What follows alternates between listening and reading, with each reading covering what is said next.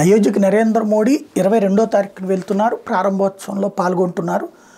ఆయన కర్తగా అంటే ప్రముఖమైనటువంటి ప్రజల తరపున ప్రతినిధిగా ఆయన ఆ కార్యక్రమంలో పాల్గొంటున్నారు.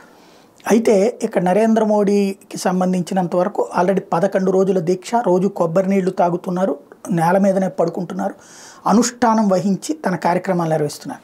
అయితే అక్కడ కార్యక్రమాలకు సంబంధించి అసలు ఏం చేయాల్సి ఉంది, ఆయన ఏం చేస్తున్నారు అన్నటువంటి చాడా శాస్త్రి గారికి సంబంధించిన ఒక కథనం చూద్దాం.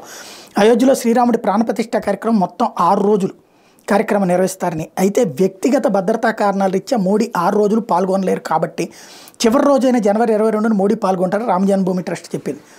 ఈ 6 రోజులు మోడీకి బదులుగా 16 నుంచి 21 వరకు జరిగే అన్ని పూజల్లో కేంద్ర ప్రభుత్వం నియమించిన రామ జన్మభూమి తీర్థక్షేత్ర ట్రస్ట్ సభ్యులు డాక్టర్ అనిల్ మిశ్రా, ఆయన భార్య శ్రీమతి ఉషా మిశ్రా దంపతులు పాల్గొంటారని వివరించింది. అన్ని పూజలు, హోమాలు, ఇతర వైదిక కార్యక్రమాలన్నీ ఈ డాక్టర్ అనిల్ మిశ్రా దంపతులు నిర్వహిస్తారు.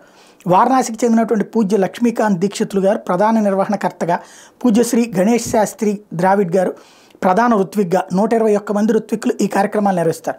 ఈ కార్యక్రమానికి దేశ విదేశాల నుండి వేల సంఖ్యలో ప్రముఖులు వస్తున్నారు. అలాగే పలు సంప్రదాయాలకు చెందినటువంటి పలువురు మహంతులు, ఆచార్యులు, పీఠాధిపతులు, నాగసాధువులు, మహామండలేశ్వరులు హాజరు కాబోతున్నారు.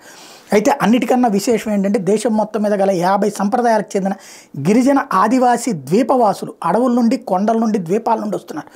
ఇంత పెద్ద హిందూ ఉత్సవంలో గిరిజనులు ఇంత పెద్ద ఎత్తున పాల్గొనడం చరిత్రలోనే ఎప్పుడూ చూడలేదని విశ్లేషకులు అంటున్నారు. అలాగే దేశంలో గల భారత సంస్కృతితో ముడిపడి ఉన్న అన్ని సంప్రదాయాల వారిని ట్రస్ట్ ఆహ్వానించింది. వీళ్లలో శైవులు, వైష్ణవులే కాక బుద్ధ, సిక్కు, జైన్లకు చెందినటువంటి ప్రముఖ ఆధ్యాత్మికవేత్తలు కూడా అందరూ ఈ కార్యక్రమంలో పాల్గొంటున్నారు. వీళ్ళే కాక పలు ధార్మిక సంస్థలు వంటి రామకృష్ణ మిషన్, ఇస్కాన్, చిన్మయ మిషన్, స్వామినారాయణ, రథాస్వామి, భారత సేవాశ్రమం, గాయత్రి పరివార్ వంటి సంస్థలు కూడా దీంట్లో పాల్గొంటున్నాయి. 22వ తేదీన మోడీ రాముడి విగ్రహానికి ఉన్న కళ్ళగంతలు విప్పి హారతిస్తారని ట్రస్ట్ వెల్లడించింది.